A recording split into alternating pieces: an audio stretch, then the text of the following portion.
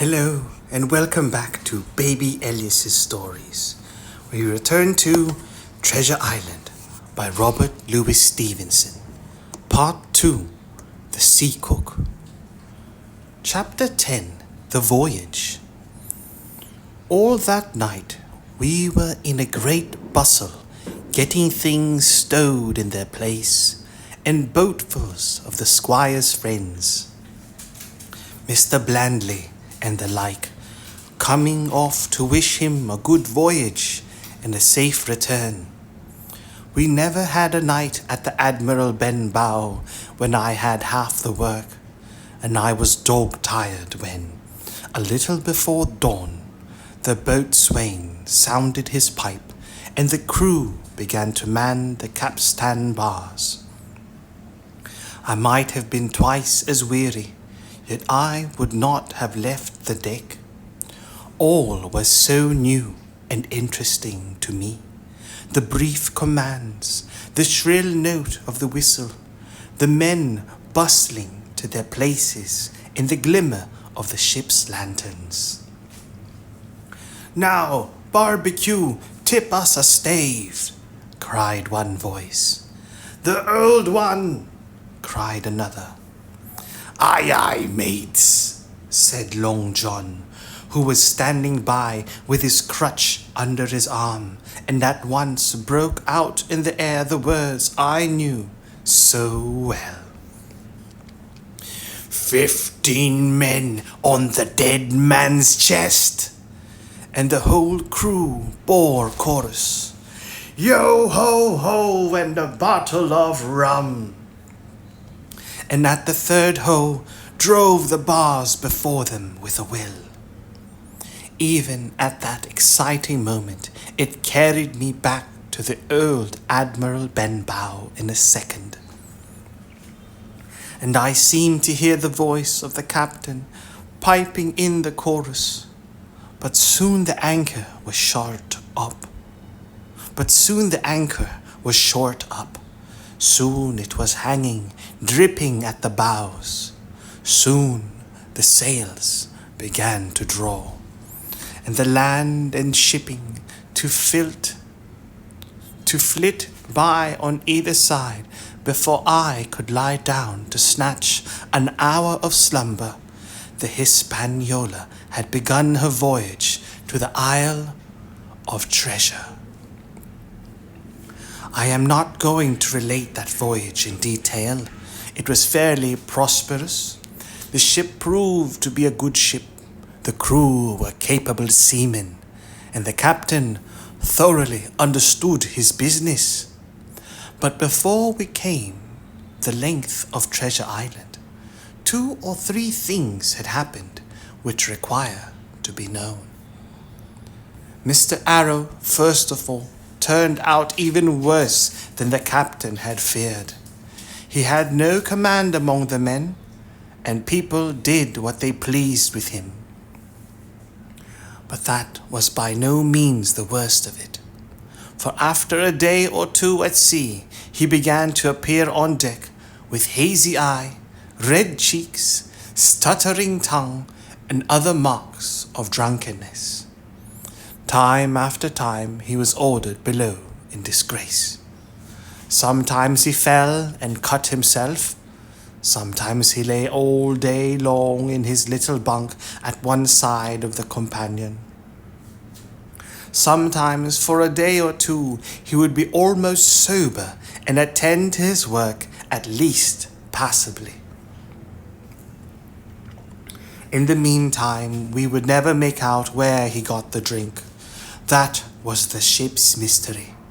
Watch him as we pleased, we could do nothing to solve it, and when we asked him to his face, he would only laugh if he were drunk, and if he were sober, deny solemnly that he ever tasted anything but water. He was not only useless as an officer and a bad influence amongst the men, but it was plain that at this rate he must soon kill himself outright, so nobody was much surprised, nor very sorry, when one dark night, with a head sea, he disappeared entirely and was seen no more. "Overboard," said the captain. "Well, gentlemen, that saves the trouble of putting him in irons." But there we were, without a mate, and it was necessary, of course, to advance one of the men. The boatswain, Job Anderson, was the likeliest man aboard, and though he kept his old title, he served in a way as mate. Mr. Trelawney had followed the sea, and his knowledge made him very useful, for he often took a watch himself. In easy weather, and the coxswain, Israel Hands, was a carefully, wily, old, experienced seaman who could be trusted at a pinch with almost anything. He was a great confidant of Long John Silver, and so the mention of his name leads me on to speak of our ship's cook, Barbecue, as the men called him. Aboard ship, he carried his crutch by a lanyard round his neck to have both hands as free as possible. It was something to see him wedge the foot of the crutch against a bulkhead and propped against it, yielding to every moment of the ship, get on with his cooking like someone safe ashore. Still more strange was it to see him in the heaviest of weather cross the deck. He had a line or two rigged up to help him cross the widest spaces. Long John's earrings, they were called, and he would hand himself from one place to another, now using the crutch, now trailing it alongside by the lanyard, as quickly as another man could walk. Yet some of the men who had sailed with him before expressed their pity to see him so reduced. "He's no common man, Barbecue," said the coxswain to me.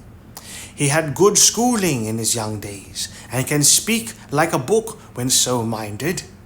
And brave, a lion's nothing alongside of Long John. I seen him grapple four and knock their heads together, him unharmed."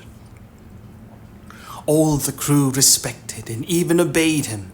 He had a way of talking to each and doing everybody some particular service. To me, he was unweariedly kind, and always glad to see me in the galley, which he kept as clean as a new pin, the dishes hanging up burnished, and his parrot in a cage in one corner.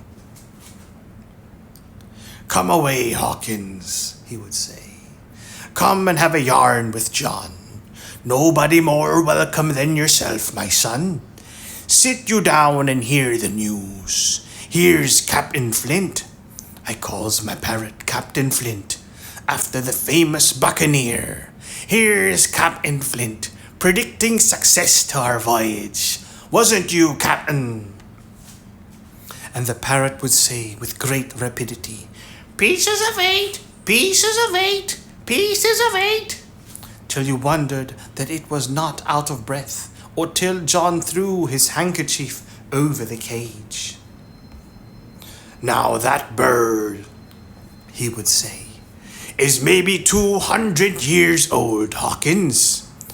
They live forever mostly, and if anybody's seen more wickedness, it must be the devil himself. She sailed with England, the great Captain England, the pirate. She's been at Madagascar, and at Malabar, and Suriname, and Providence, and Portobello. She was at the fishing up of the wrecked plate ships. It's there she learned pieces of 8, and little wonder. 350,000 of 'em, Hawkins. She was at the boarding of the Viceroy of the Indies out of Goa, she was. And to look at you, and to look at her, you would think she was a baby. But you smelt powder, didn't you, Captain?" "Stand by to go out," the parrot would scream. "Ah, she's a handsome craft, she is," the cook would say, and give her sugar from his pocket. And then the bird would peck at the bars and swear straight on, passing belief for wickedness. "There," John would add, "you can't touch pitch and not be mocked, lad. Here's this poor old innocent bird of mine swearing blue fire, and none the wiser, you may lay to that." She would swear the same in a manner of speaking before chaplain, and John would touch his forelock with a solemn way he had that made me think he was the best of men. In the meantime, the Squire and the Captain Smollett were still on pretty distant terms with one another. The Squire made no bones about the matter. He despised the Captain. The Captain, on his part, never spoke but when he was spoken to, and then sharp and short and dry, and not a word wasted. He owned, when driven into a corner, that he seemed to have been wrong about the crew, that some of them were as brisk as he wanted to see, and all had behaved fairly well. As for the ship, he had taken a downright fancy to her. "She'll lie a point nearer the wind than a man has a right to expect of his own married wife, sir. But," he would add, "all I say is, we're not home again, and I don't like the cruise." The Squire at this would turn away and march up and down the deck, chin in the air. "A trifle more of that, man," he would say, "and I shall explode." We had some heavy weather, which only proved the qualities of the Hispaniola. Every man on board seemed well confident, and they must have been hard to please if they had been otherwise.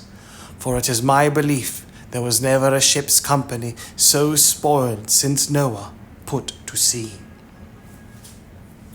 Double grog was going on the least excuse. There was duff on odd days, as, for instance, if the Squire heard it was any man's birthday, and always a barrel of apples standing broached in the waist for anyone to help himself that had a fancy.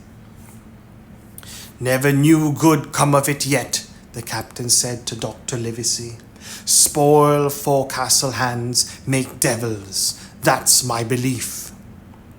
But good did come of the apple barrel, as you shall hear, for if it had not been for that, we should have had no note of warning, and might all have perished by the hand of treachery. This was how it came about. We had run up the trades to get the wind of the island we were after, and I am not allowed to be more plain, and now we were running down for it with a bright outlook day and night. It was about the last day of our outward voyage, by the largest computation. Sometime that night, or at latest before noon of the morrow, we should sight the treasure island. We were heading south-southwest, and had a steady breeze abeam and a quiet sea. The Hispaniola rolled steadily, dipping her bowsprit now and then with a whiff of spray. All was drawing alow and aloft. Everyone was in the bravest spirits because we were now so near an end of the first part of our adventure. Now just after sundown, when all my work was over and I was on my way to my berth, it occurred to me that I should like an apple. I ran on deck. The watch was all forward looking out for the island. The man at the helm was watching the luff of the sail and whistling away gently to himself. And that was the only sound, excepting the swish of the sea against the bows and around the sides of the ship. In I got boldly into the apple barrel and found there was scarce an apple left, but sitting down there in the dark, what with the sound of the waters and the rocking movement of the ship, I had either fallen asleep or was on the point of doing so when a heavy man sat down with rather a clash close by. The barrel shook as he leaned his shoulders against it, and I was just about to jump up when the man began to speak. It was Silver's voice, and before I had heard a dozen words, I would not have shown myself for all the world, but lay there, trembling and listening, in the extreme of fear and curiosity. For from these dozen words I understood that the lives of all the honest men aboard depended upon me alone.